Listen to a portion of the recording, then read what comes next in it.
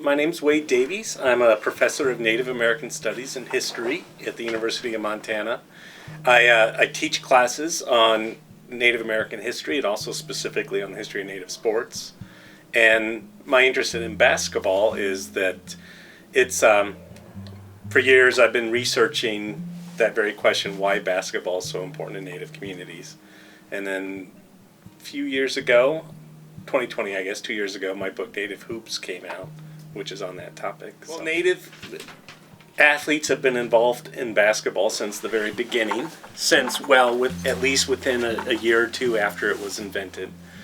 And the sport itself that Naismith invented actually also has an influence from Native traditional sports. The sport of lacrosse in particular was part of the influence, part of his inspiration for the sport.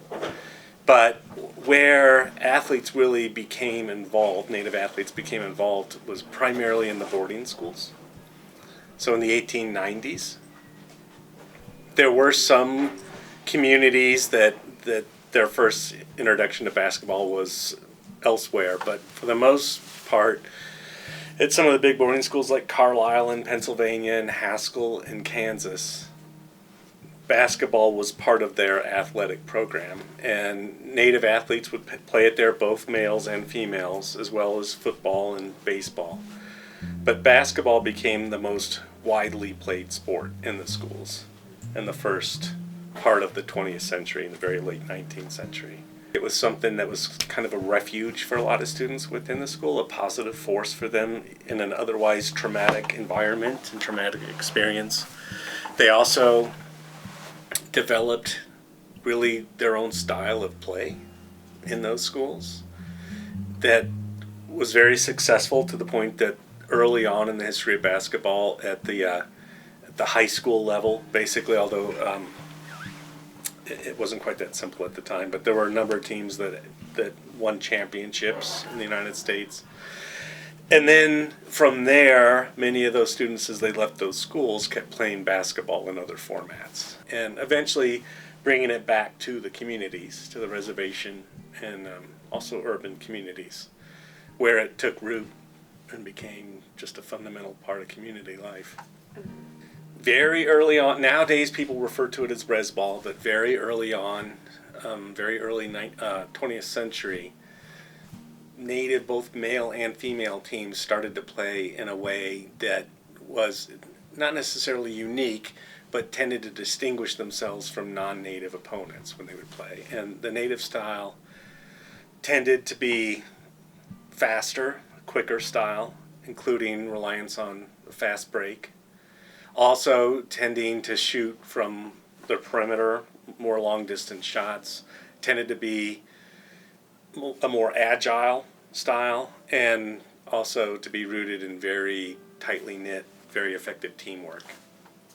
So for the way basketball was played in the early 20th century tended to be a lot slower and more methodical than we think of it now. The way a lot of Native teams were playing were kind of stretching that, making it a lot more expressive and faster. The original basketball, if we went back in time and saw it, would be very boring. Yeah, scores would be like 6-4, things like that would be a final score for a game and things like that. Part of that is that initially there weren't holes in the bottom of the basket, so if a ball went in, they'd have to climb a ladder and retrieve it and stuff like that. So that generally was true throughout history, and still is, that there's that kind of faster, bolder style that a lot of Native teams play. Not to mention the fact that kind of the style that they were playing in the boarding schools, that really exhilarating style, carried over well. It's also that some of them didn't go directly from the boarding schools back home. So many played in the military. There's traditionally been very high enlistment rates in Native communities in the U.S. Army, Navy, Marines. There used to be a very vibrant, in the 20s and 30s, a very vibrant barnstorming circuit. So professional basketball in an age before there was an NBA. And there were a lot of Native teams coming out of the boarding schools that were very successful as barnstormers that people have forgotten now. And so So veterans and these professionals and others would then also kind of bring that experience back to the reservation. I'd say it's still very important as a source of community pride, for sure.